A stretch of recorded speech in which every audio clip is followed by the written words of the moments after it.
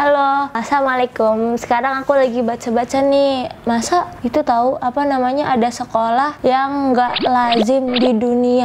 Wah, sekolah kayak apa ya yang nggak lazim ya? Salah satunya ada The Boat School of Bangladesh.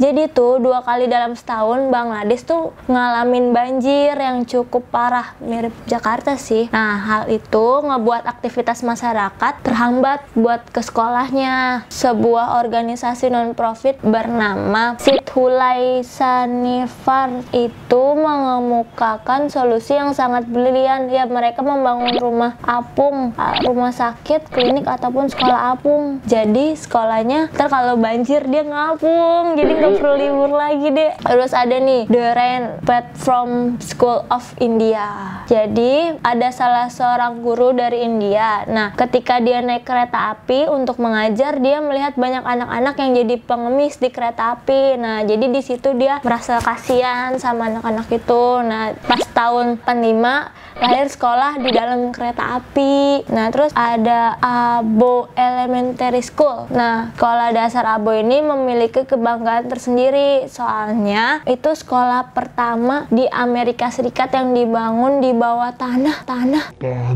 Biar nggak dingin kali ya, jadinya di bawah tanah ya.